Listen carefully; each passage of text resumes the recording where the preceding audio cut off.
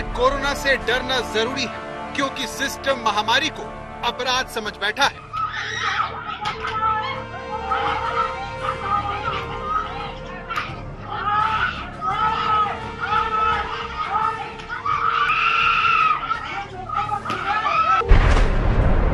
इस बार कोरोना से डरना इसीलिए जरूरी है क्योंकि अस्पताल में हालात बेकाबू हो रहे हैं।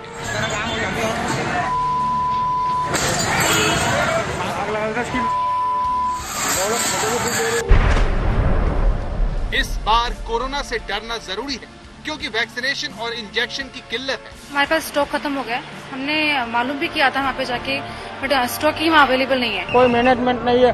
सुबह से आप देख रहे हो कितने लोग परेशान हो रहे हैं। इधर से मुझे लगता है कि कोरोना वायरस लेके घर जाएंगे सब। 75 साल की एज है और 7 बजे मैं यहाँ आया था और यहाँ VIP के लोगों को लग रहा है, हम लोगों को कोई नंबर नहीं आ रहा है।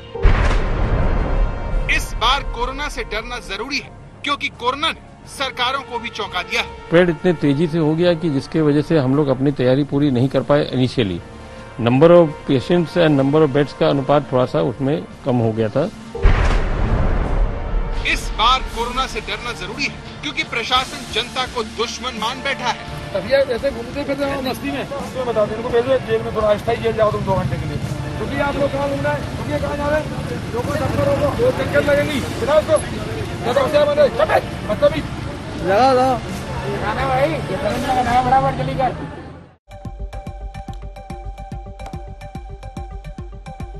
तो आपने देखा कि कोरोना की ये दूसरी लहर पूरे देश को कैसे डरा रही है, लेकिन जो लोग अब भी लापरवाही बरत रहे, कोरोना को एक और सामान्य बीमारी की तरह समझ रहे, आज हम उनसे पूरी जिम्मेदारी और स्पष्ट आवाज में कहना चाहते हैं, कोरोना से डरिए क्योंकि डरना जरूरी है। नमस्कार, मैं हूं रोहित सरदाना और आप आज तक पर देख रहे हैं दस्तक। देशहित में आज आपको कोरोना और उसके हाथ मजबूत करने वालों के खिलाफ जोरदार दस्तक देनी है ताकि कोरोना को हल्के में लेकर हम सब का नुकसान करने वालों को जगाया जा सके, क्योंकि कोरोना से पूरे देश में इस समय हाहाकार है। कोरोना की पहली लहर में पिछले साल 16 सितंबर को एक दिन में 97,894 कोरोना के सबसे ज्यादा मामले सामने आए थे। यह आंकड़ा दूसरी लहर में यानी कि अब 1,68,912 तक पहुंच चुका है। देश की राजधानी दिल्ली में पिछली बार नवंबर में 24 घंटे में कोरोना के सबसे ज्यादा 8,593 मामले सामने आए थे, लेकिन आज देश की राजधानी में 11,491 कोरोना पॉजिटिव केस पाए गए।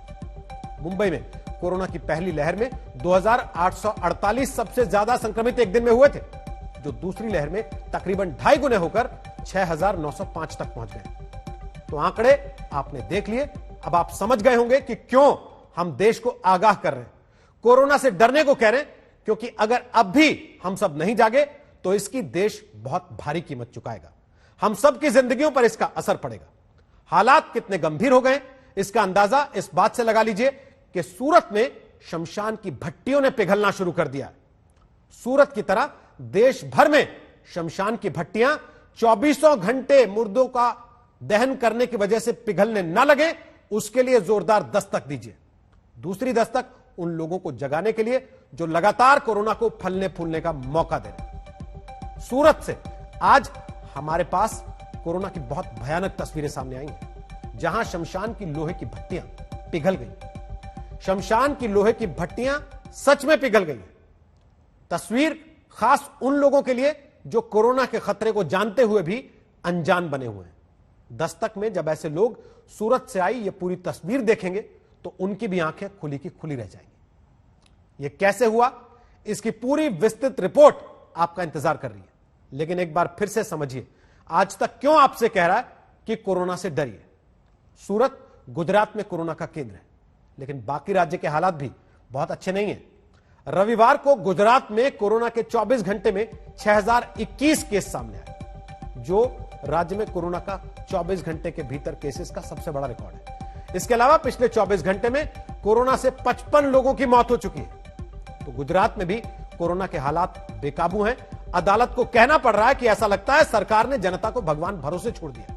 लोग मर रहे हैं, शमशान गृह की भट्टियां लगातार हो रहे शव दहन की वजह से पिघल रही। जरा इस पर पूरी रिपोर्ट देखिए।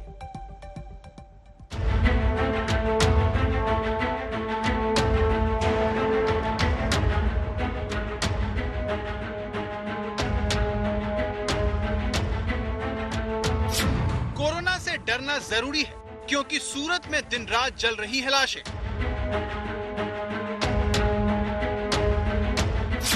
कोरोना से डरना जरूरी है क्योंकि सूरत में चिता की भट्टी तक पिघली। सूरत जिले के शमशान घाटों पर लाशों के अंबार लग गए हैं। इस वजह से वहां दिन रात शवों का अंतिम संस्कार किया जा रहा है। लेकिन सबसे ज्यादा चौंकाने वाली बात यह है कि शमशान गृह की जिन भट्टियों पर गैस के जरिए शवों का अंतिम संस्कार किया जाता है, उन भट्टियों की ग्रिल ही पिघल गई है। ये देखिए, अब इसकी करीब से तस्वीर देखिए जिसमें ये ग्रिल पिघली हुई दिख रही है। इसकी एक और तस्वीर देखिए जिसमें आपको साफ साफ दिखेगा कि कैसे शमशान गृह की जिन भट्टियों पर अंतिम संस्कार किया जाता है, उनकी क्या हालत है। दावा है कि सूरत के सभी 3 शमशान गृह की गैस भट्टियों की ग्रिल पिघल गई है। सूरत के रामनाथ घेला शमशान घाट में सबसे ज्यादा लाश पहुंच रही है। शमशान के प्रमुख का कहना है कि हर दिन 100 लाशें अंतिम संस्कार के लिए आ रही हैं। इस वजह से 24 घंटे गैस भट्टी जलती रहती है, वो बंद ही नहीं हो पाती। गर्म रहने की वजह से गैस भट्टियों पर लगी एंगल भी पिघल गई है। सूरत में हालत यह है कि शमशान गृह 24 घंटे काम कर रहे हैं। बावजूद इसके लोगों को 8 से 10 घंटे का इंतजार करना पड़ रहा है। उसके बाद ही वो अपने लोगों का दाह संस्कार कर पा रहे हैं। यहाँ तक कि कई लोग शमशान गृह से चिट्ठी लेकर चले जाते हैं और वक्त आने पर दाह संस्कार करने लौटते हैं। लेकिन सूरत की ये तस्वीर सबसे भयानक है, जो कोरोना को हल्के में लेने वालों को चेतावनी दे रही है कि अगर उन्होंने कोरोना को गंभीरता से नहीं लिया तो भारी मुश्किल में पड़ सकते हैं। संजय सिंह राठौड़, सूरत, आज तक। तो देखा आपने गुजरात के सूरत का, जो कि राज्य में कोरोना का सबसे बड़ा केंद्र है, वहां के शमशान का क्या हाल है। दिल्ली में भी कोरोना से मरने वालों के अंतिम संस्कार को लेकर बड़ा फैसला करना पड़ा। लेकिन रिपोर्ट से पहले आपको बता देते हैं कि देश की राजधानी दिल्ली में कोरोना ने अब तक के सारे रिकॉर्ड तोड़ दिए। दिल्ली में पहली बार कोरोना के 11,000 से ज्यादा केस सामने आए हैं। दिल्ली में पिछले 24 घंटे में कोरोना के 11,491 मामले मिले और 72 मरीजों की मौत हुई। संक्रमण दर लगभग 12.5% के आसपास आ रही है, जो 21 नवंबर के बाद से सबसे ज्यादा है। पिछले साल 21 नवंबर को 12.9% संक्रमण दर थी और राजधानी में पिछले 24 घंटे में 72 मरीजों की जान गई है, जो 5 दिसंबर के बाद का सबसे बड़ा आंकड़ा। पिछले साल 5 दिसंबर को दिल्ली में 77 लोगों की मौत एक दिन में हुई थी। कोरोना के बेकाबू होने से दिल्ली में अस्पतालों के हालात खराब है, जिससे निपटने के लिए दिल्ली सरकार ने बड़ा फैसला किया। 14 प्राइवेट अस्पतालों को पूरी तरह से कोविड हॉस्पिटल घोषित कर दिया गया। यानी अब इन अस्पतालों में केवल कोरोना का इलाज होगा। इन 14 अस्पतालों में 3,202 बेड्स कोरोना मरीजों के लिए रिजर्व रहेंगे, जबकि आईसीयू बेड्स की संख्या 1,135 होगी। ये सारी कवायद इसलिए है क्योंकि जनता बेहद नाराज है। अस्पतालों में ही नहीं, शमशान के दरवाजे पर भी लोगों को भटकना पड़ रहा है, धक्के खाने पड़ रहे हैं, इंतजार करना पड़ रहा है।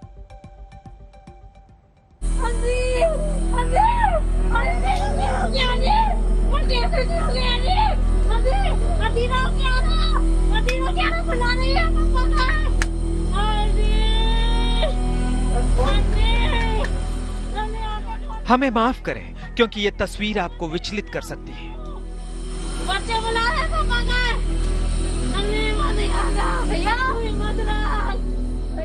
हमें माफ करें क्योंकि ये तस्वीर किसी को भी हिला सकती है।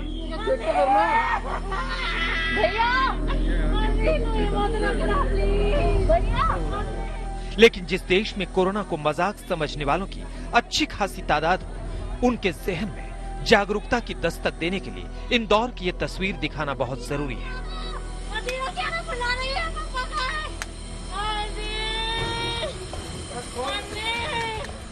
मध्य प्रदेश में कोरोना से हालात खराब हैं, लेकिन दावा है कि इंदौर के सुपर स्पेशलिटी हॉस्पिटल में मरीजों की जान से खेला जा रहा है।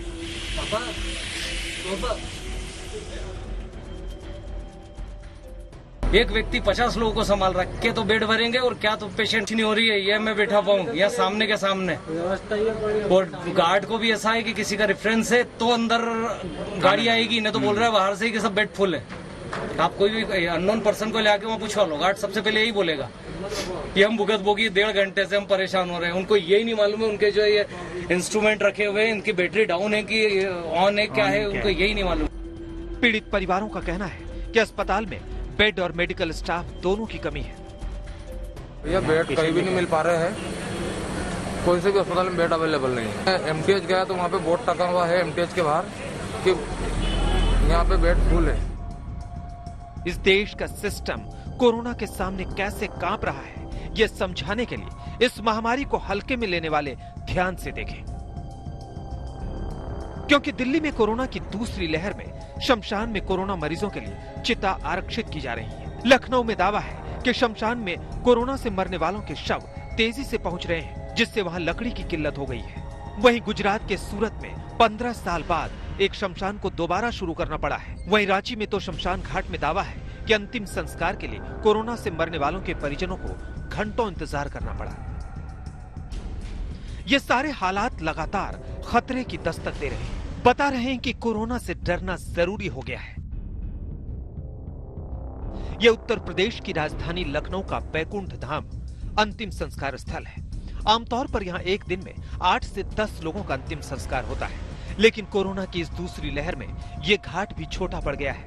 गौर करने वाली बात यह है कि इन शवों में कोई भी कोरोना से नहीं मरा है। ऐसे में सवाल ये उठता है कि आखिर लखनऊ के शमशान में अंतिम संस्कार के लिए इतने शव पहुंचने की क्या वजह है? तो इस बारे में आज तक ने मरने वालों के परिजनों और उनके साथ आए डॉक्टरों से भी बात की। इलाज ही प्रॉपर नहीं मिल पा रहा, डॉक्टर देख नहीं रहे हैं, आदमी वेटिंग ही में इतनी देर, कोविड के चक्कर में आदमी ढंग से देख ही नहीं रहा। इस चक्कर में जिनके प्रॉब्लम नॉर्मल बीमारी उनको दिक्कत होती आ रही है। तो आपको ये लगता है जो ये आमतौर पर जो डेथ्स होती थी उनमें संख्या इसलिए बढ़ी है क्योंकि इलाज उन लोगों को नहीं मिल रहा? भैया मैं खुद डॉक्टर हूँ, मैं ऑर्थोडोंटिस्ट हूँ, मैं खुद अपनी क्लिनिक बंद करके बैठा हूँ मजबूरी में। जब मैं देख रहा हूँ कि इतना जरा लोगों को एक्सपोजर हो रहा है तो हर आदमी डरता है। सारे डॉक्टर्स अब जितने भी थे उन्होंने सबने ऑनलाइन कंसल्टेशन शुरू कर दिया। सारी प्रॉब्लम्स तो ऑनलाइन सेटल नहीं हो सकती। हमारे भी अपार्टमेंट में अगल बगल लोग जो ऑक्सीजन डेफिशिएंसी हो रही है, कहीं पूरी एरिया में कहीं पे भी उनको एडमिशन नहीं मिल रहा है। ऑनलाइन हर एक चीज का इलाज तो नहीं हो सकता ना। तो जब डॉक्टर्स अटेंड ही नहीं हो पा रहे हैं, डॉक्टर खुद भी सफर कर रहे हैं, तो अल्टीमेटली जो नॉर्मल बीमारी से मरने वाली उनकी संख्या बढ़ जाएगी। आप खुद देखिए, यहाँ पर लाशों को रखने के लिए चबूतरे पहले से ही भरे हैं। लाशें जमीन पर जलाई जा रही हैं। यहाँ तक कि लाशों के अंतिम संस्कार के लिए घंटों इंतजार करना पड़ रहा है। यहाँ तक कि अंतिम संस्कार की लकड़ी खत्म होने का दावा किया जा रहा है। हम इस वक्त लखनऊ के बैकुंठ धाम अंतिम संस्कार स्थल पर हैं, जहां पर हालात बेहद भयावह हो चुके हैं। यहाँ आप देख सकते हैं तमाम जो स्लैब्स हैं, तमाम जो जगह हैं जहां पर डेड बॉडीज को लाके रखा जाता है, वो खचाखच पूरा भरा हुआ है। और ये हालात रोज इसी तरीके हो रहे हैं, जबकि जितने भी शेड्स हैं जहां पर अंतिम संस्कार किया जाता है, चिता जलती है, वहां सब जगह ऑक्युपाइड है, सब जगह डेड बॉडीज को जलाया जा रहा है। यानी आमतौर पर जितनी डेड बॉडीज यहाँ आती थी उससे कहीं ज्यादा है। कोरोना महामारी ने जैसे हमारी स्वास्थ्य व्यवस्थाओं की पोल खोली है, उसकी मिसाल मिलनी मुश्किल है, क्योंकि कोरोना संक्रमित कई मरीज तो अस्पताल और डॉक्टर तक पहुंच भी नहीं पाते। लखनऊ की तरह दिल्ली में दिक्कत ना हो, इसके लिए शमशान में कोरोना मरीजों की चिताएं भी आरक्षित कर दी गई है। निगम बोध घाट पर खड़े हैं, जिसको खास तौर पर जो कोरोना का अंतिम संस्कार है उसके लिए भी तैयार किया गया है। और यहाँ पर कम से कम 20 चिताएं ऐसी हैं जो रिजर्व की गई हैं सिर्फ कोरोना की वजह से जिन मरीजों की मौत हो रही है उनके अंतिम संस्कार के लिए। और आपको बताएं कि ये निगम बोध घाट अकेला ऐसा शमशान घाट नहीं है जहां पर कोरोना से होने वाली मौतों को लेकर के अंतिम संस्कार किए जा रहे हैं। अलग से 5 जो ऐसे शमशान घाट तैयार किए गए हैं जिनमें अंतिम संस्कार होगा। दक्षिणी दिल्ली में पंजाबी बाग और हस्तसाल, जहां पर 15-15 चिताएं रिजर्व रखी गई हैं कि सिर्फ कोरोना की वजह से अगर मौत होती है तो उनका अंतिम संस्कार होगा। वहीं अगर हम पूर्वी दिल्ली की बात करें तो कड़कड़डूमा और साथ ही साथ सीमापुरी में 15 और 10 चिताएं रिजर्व की गई हैं। मौत 48 हुई थी, यानी एक दिन में मौत की संख्या लगभग 50 तक पहुंच गई है। इसकी जरूरत इसलिए पड़ी क्योंकि लगातार यहाँ पर कोरोना से मरने वाले पहले से कहीं ज्यादा पहुँच रहे हैं। निगम बोध घाट पर फरवरी में 28 शवों का अंतिम संस्कार किया गया, तो मार्च में 73, लेकिन अप्रैल के पहले ही हफ्ते में 60 कोरोना मरीजों के शव दिल्ली के निगम बोध घाट पर पहुंच चुके हैं। दिल्ली की तरह रांची में भी कोरोना मरीजों के शव पहले से कहीं ज्यादा संख्या में पहुंच रहे हैं, लेकिन मोक्ष धाम के मुख्य दरवाजे पर आकर भी उन्हें इंतजार करना पड़ा, क्योंकि रांची के इस शमशान गृह में अंतिम संस्कार की मशीन खराब हुई। कल 3 बजे डेथ किए थे फादर, अभी तक 10 संस्कार हुआ नहीं है। क्यों, क्या बोल रहे हैं ये लोग? फिर वापस ले आइए बॉडी को, घाघरा का परमिशन हम लोग के पास नहीं है। शवों को लेकर अंतिम संस्कार के लिए मुक्तिधाम पहुंचे एम्बुलेंस के ड्राइवर भी काफी परेशान हो गए। गर्मी में उन्हें घंटों पीपी किट में रहना पड़ा। परिजनों के साथ वो भी शवों को लेकर उनके मोक्ष का इंतजार करते दिखे। मशीन लगाने के कारण से ये बॉडी जितना है सब नहीं जल पा रहा है, तो इसके लिए हो सकता हो कि नगर निगम कोई उपाय कर रहा है कि ले जाया जाएगा नापुम घाघरा। कितने अभी डेड बॉडी यहाँ पे आई हुई है? यहाँ पर 11 हुआ। रांची में कोरोना से मरने वालों का आंकड़ा पिछले 10 दिनों में काफी बढ़ गया है। रांची में इस महीने की शुरुआती 10 दिनों में 36 लोगों की मौत हो चुकी है।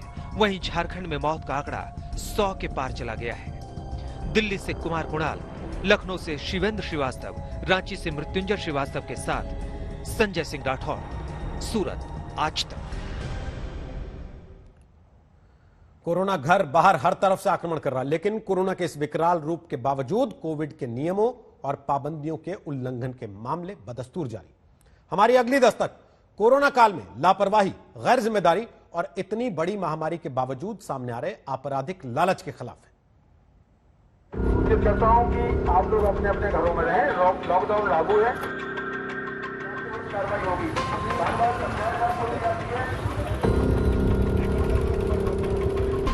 लॉकडाउन लगा हुआ है, मस्ती में घूमते फिर रहे हैं। रोकिए आप लोग, कहाँ घूम रहे हैं? कहाँ जा रहे हैं? इन तस्वीरों को देखकर आप क्या कहेंगे कि शहर में लॉकडाउन लागू है? ये एमटीएस यहाँ कहाँ है? किसको दिखने लेकिन रविवार रात मध्य प्रदेश के इंदौर में जब प्रशासन ने आवश्यक कामों से लोगों को घर से बाहर निकलने की छूट दी, मानो हर कोई जरूरतमंद बन गया।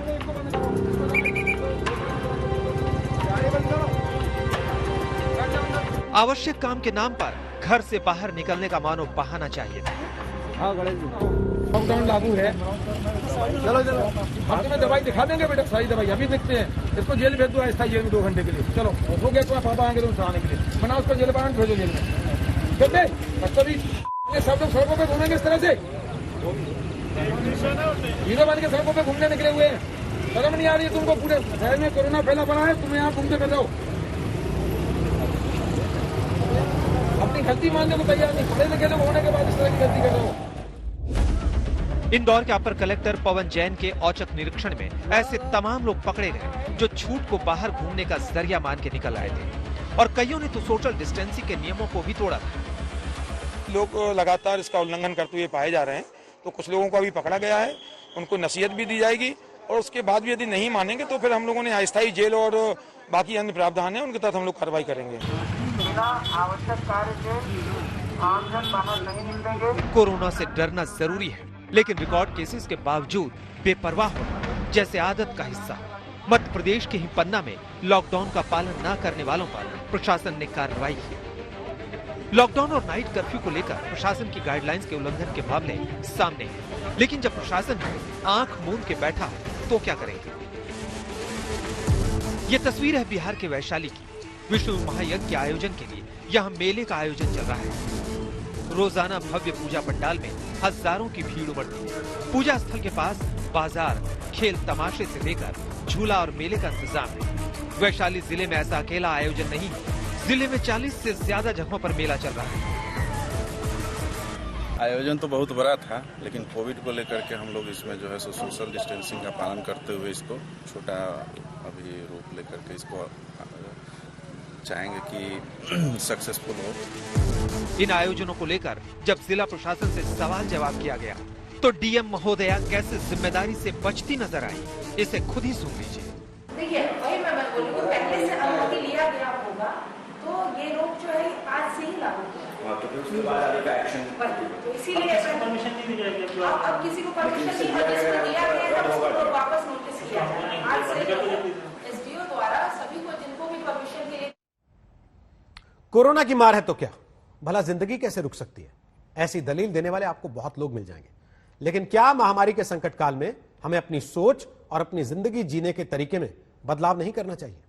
हमारी अगली दस्तक हरिद्वार के कुंभ मेले में टूट रहे सोशल डिस्टेंसिंग के नियमों को लेकर है। आप ये रिपोर्ट देखें, उसके पहले आपको आज तक पर कही गई यूपी के सीएम योगी आदित्यनाथ की वो बात याद दिला देते हैं जिसमें उन्होंने कहा कि आस्था से मनुष्य नहीं, मनुष्य से आस्था होती है।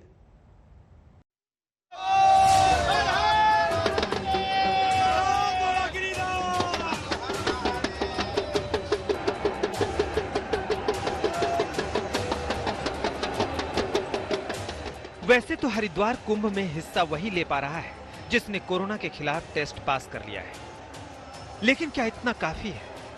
ना मास्क, ना सोशल डिस्टेंसिंग, फिर कैसे कोरोना रुक जाएगा? कोविड सुरक्षा के बड़े बड़े दावों के बावजूद हरिद्वार कुंभ में नियमों की सरेआम धज्जियां उड़ी हैं। ये अद्भुत अलौकिक दृश्य हर की पैड़ी से जहां तमाम साधु सन्यासी जो हैं वो इस आस्था की पहली डुबकी लगा रहे हैं गंगा का पूजन करके, क्योंकि मान्यता है कि गंगा रोग और दोष हर लेती है। और ऐसे में जब सारी दुनिया एक महामारी इस रोग से जूझ रही है, आस्था का ये पर्व मनाया जा रहा हरिद्वार में। हालांकि इसकी आलोचना भी हुई कि इतने बड़े महाआयोजन से संक्रमण का जो खतरा है वो बढ़ सकता है। हरिद्वार कुंभ में रविवार आधी रात से सोमवार दोपहर 12 बजे तक तकरीबन 21 लाख लोगों ने आस्था की डुबकी लगाई है। अब ऐसे में हरिद्वार प्रशासन की व्यवस्था भी भगवान भरोसे नजर आने लगी है। प्रशासन भी मानता है कि इतनी भीड़ में संक्रमण का खतरा तो बना ही हुआ है। इसमें सबसे अच्छा तरीका यही है कि जो हमारी एसओपी है, जिसमें हमें आरटीपीसीआर कोविड नेगेटिव रिपोर्ट लेके आना है, उसका अच्छा पालन किया जाए। घाटों पे सोशल डिस्टेंसिंग थोड़ा मुश्किल है, आप जानते हैं, क्योंकि स्पेस लिमिटेड है, उसी स्पेस में सबको स्नान करना है। लेकिन अगर हम कोविड नेगेटिव रिपोर्ट लेके आ रहे हैं, आके बाकी जगहों पे अच्छी सोशल डिस्टेंसिंग जहाँ पे पॉसिबल है उसको कर रहे हैं, तो हमें बड़ा इससे फायदा होगा। देखिए, काफी हद तक हम सफल हुए हैं। 100% तो आप समझ सकते हैं, जब 20-25 लाख की भीड़ हो ओवरऑल पूरे दिन में, तो 100% तो संभव नहीं है, किंतु काफी हद तक मुझे लगता है हम लोगों ने कोविड की गाइडलाइंस का पालन कराने में सफल हुए हैं। आस्था अपनी जगह है, लेकिन महामारी की चुनौती को नजरअंदाज कैसे किया जा सकता है? आस्था मनुष्य के लिए है, मनुष्य आस्था के लिए नहीं है। हमें इस बात को ध्यान में रखना होगा। और मुझे लगता है कि मुझ जैसा व्यक्ति से ज्यादा आस्था के बारे में दूसरा कौन बताएगा। मैं तो आस्थावान व्यक्ति हूं। मेरी आस्था मेरे अंतःकरण का भाव है। आस्था अंतःकरण के भाव होते हैं, आस्था प्रदर्शन की वस्तु नहीं होती है। इस चीज को हमें हमेशा ध्यान रखना होगा। मनुष्य रहेगा तो वह अपने आस्था को भी व्यक्त कर पाएगा। और इसीलिए हम लोगों ने एक बात को तय किया है कि धर्मस्थलों में 5 से अधिक लोग एक समय में न जाएं। वो मंदिर हो, मस्जिद हो, गुरुद्वारा हो, चर्च हो या कोई भी धर्मस्थल हो, 5 से अधिक लोग एक जगह में इकट्ठे न हो। ये उन लोगों के लिए ही उचित होगा। देखिए, पहली बात तो है कि इसके लिए हम पहले सजग हैं। हमारी पूरी तैयारी, मैंने कहा कि जो होना चाहिए, भारत सरकार की जो गाइडलाइन है उसका हम पूरी तरह से पालन कर रहे हैं। सब चीज़ें हमको उपलब्ध हो रही हैं समय पे और नीचे तक हम दे रहे हैं। साथ ही बॉर्डरों पे हमने जो स्टेट 12-13 स्टेट, मैंने पहले ही आज से लगभग हफ्ता भर से पहले ही ये हमने फरमान जारी किया था कि उन स्टेटों में से जो लोग आएंगे वो नेगेटिव लेकर आए, नेगेटिव पहले ही अपना करा के आएँ और हमको दिखाएं, तभी वो स्टेट में आ पाएंगे। बाकी यहाँ ऐसा कोई वातावरण नहीं है, लेकिन जो बाहर से उन पे हमें जरूर है सख्ताई हमने की है। हरिद्वार में बीते दिन सबसे ज्यादा संक्रमण के मामले मिले। शाही स्नान से ठीक पहले कई साधु संक्रमित पाए गए। इनमें अखाड़ा परिषद के अध्यक्ष महंत नरेंद्र गिरी का भी नाम है। कई साधु संतों की रिपोर्ट अभी आनी बाकी है। निरंजनी अखाड़े ने यहाँ आस्था की डुबकी लगाई है। ये घाट साफ किए जा रहे हैं क्योंकि इसके बाद अग्नि अखाड़ों को आना है।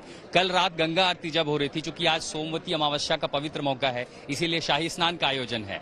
यहाँ पर हजारों नहीं बल्कि लाखों की संख्या में भीड़ थी। घाट दोनों तरफ से भरे हुए थे। निरंजनी अखाड़े के प्रमुख नरेंद्र गिरी कोविड पॉजिटिव पाए गए। उसके बावजूद अखिलेश यादव उनसे मिलने गए। तो ये तो हाल है शासन की मुस्तैदी का यहाँ पर कि कोविड के केसेस बढ़ रहे हैं, लेकिन मॉनिटरिंग या सख्ती अगर कहें तो वो नहीं दिखाई पड़ती। आशुतोष मिश्रा, हरिद्वार, आज तक। कोरोना की पहली लहर में एक मरीज से उसके आसपास के 30 से 40% लोग संक्रमित होते थे। इस बार एक मरीज से उसके आसपास के 90% तक लोग संक्रमित हो रहे हैं। इसी वजह से कोरोना के केस बेतहाशा बढ़ रहे हैं और सिस्टम भी उनके सामने दम तोड़ रहा है। क्योंकि जब केस कुछ कम होने लगे तो सबने ढिलाई बरती, ध्यान देना छोड़ दिया। अब अचानक केस बढ़ गए तो उन्हें हैंडल करने में व्यवस्था का भी पसीना छूट रहा है।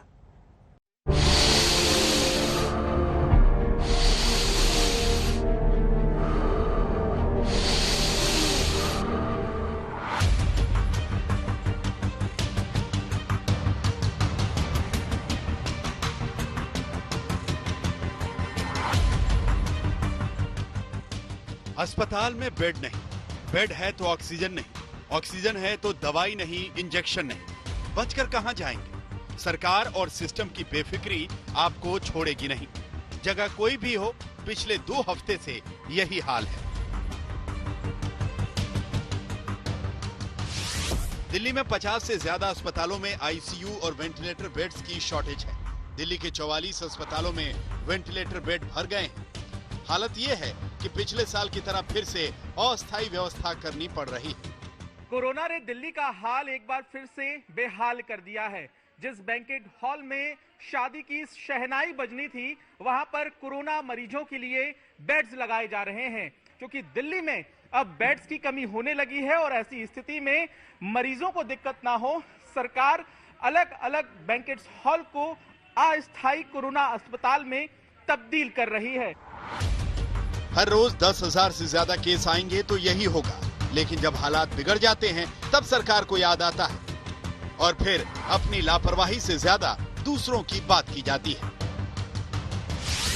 दिल्ली सरकार का दावा है कि एक हफ्ते में उन्होंने 5,000 नए बेड तैयार किए हैं और केंद्र सरकार अपने अस्पतालों में कम से कम 3,000 बेड और बढ़ाए। वेंटिलेटर की हर एक पेशेंट को जरूरत नहीं होती है, सिर्फ 2-3% लोगों को होती है। बेड के लिए हम लगातार बढ़ा रहे हैं। पिछले एक हफ्ते के अंदर हमने 5,000 बेड बढ़ाए हैं। आज भी 50% बेड अवेलेबल है और हम फर्दर इंक्रीज कर रहे हैं। केंद्र सरकार की देश में जनता सरकारें इसलिए चुनती है कि मुसीबत में सरकार उनकी मदद करे। जिस पैसे को वो तमाम टैक्स के रूप में सरकार को देते हैं, उससे वो अस्पताल, दवाएं, उनके रोजगार का इंतजाम करे। लेकिन कोरोना की दूसरी लहर ने बता दिया कि सरकारों ने पिछले 1 साल में सिवा जुबानी जमा खर्च के कुछ और नहीं किया। नतीजा, हजारों लाखों प्रवासी मजदूर एक बार फिर अपने घरों की तरफ भागने को मजबूर हैं। फर्क बस इतना है कि अब की बार वो सरकारों के भरोसे नहीं बैठे। भोपाल से रविश पाल सिंह की रिपोर्ट देखिए। MH02FB3620 वाले इस ऑटो में मास्क लगाकर बैठे ये जावेद हैं, जिनके साथ ऑटो में 3 लोग और हैं। सवाल ये है कि मुंबई के नंबर वाला ये ऑटो भोपाल में क्या कर रहा है। MH40BJ4681 नंबर वाली मुंबई की सड़कों पर दौड़ने वाली टैक्सी, जिसे अवनीश चलाते हैं। लेकिन सवाल ये कि टैक्सी भोपाल बाईपास पर क्यों खड़ी है। कहते हैं दूध का जला छाछ भी फूंक फूंक कर पीता है, और भारत जैसे देश में अगर आप प्रवासी मजदूर हैं तो फिर आपको अतिरिक्त सतर्कता की जरूरत है। आपके टीवी स्क्रीन पर दिख रहे इन 2 लोगों के नाम भले ही अलग हो, लेकिन पीड़ा एक जैसी है। दोनों पिछले साल दर दर की ठोकर खाकर लॉकडाउन के बाद घर पहुंचे थे। सो पिछले साल से सबक लेते हुए बिना किसी मदद की उम्मीद के ये लोग अपने बलबूते ही नाते रिश्तेदारों को समेटकर घर की तरफ निकल पड़े। सबसे पहले आप जावेद से मिले, जो मुंबई में ऑटो चलाते हैं और पिछले साल अचानक लॉकडाउन लगने पर मुंबई में ही फंस गए थे। लॉकडाउन के दौरान जावेद ने जो कुछ भी झेला, उन मुश्किलों को दोबारा सहन करने की क्षमता अब उनमें नहीं है।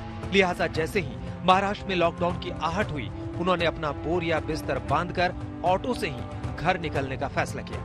क्योंकि ट्रेन में न सिर्फ भीड़ है बल्कि कोरोना का भी खतरा है, इसलिए जावेद ने आत्मनिर्भर बनने का फैसला किया है।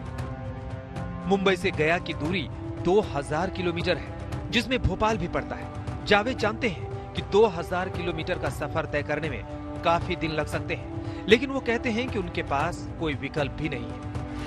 वहाँ पे बोला गया कि 30 तारीख तक लॉकडाउन रहेगा, लेकिन 2 तारीख तक सैटरडे और संडे को मतलब फुल लॉकडाउन रहेगा, और 30 तारीख तक मतलब जैसे दुकान बंद रहेगा। तो हम लोग सोचे हो सकता है पहले ऐसा लॉकडाउन बंद कर दे तो ट्रेन। पिछले साल भी आप लोग लॉकडाउन में वापस चले गए थे क्या बिहार, या फिर वहीं महाराष्ट्र रुके? पिछले साल भी हम लोग चले गए थे।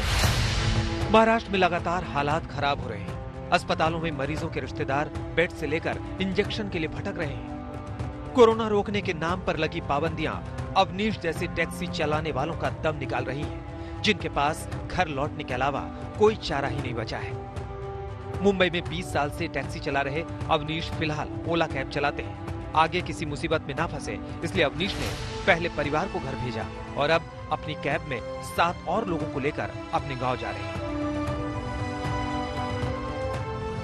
अवनीश उत्तर प्रदेश के वाराणसी के रहने वाले हैं, जिसकी मुंबई से दूरी 1500 किलोमीटर है।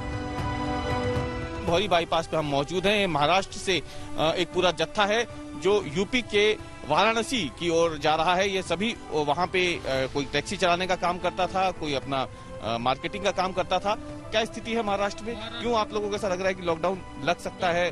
मन में क्या डर है? मन में साहब कि लॉकडाउन बढ़ता ही जा रहा है, वहाँ व्यवस्था बराबर नहीं है, हम लोग के लिए बहुत तकलीफ है, इसके लिए हम लोग अपने गाँव जा रहे हैं।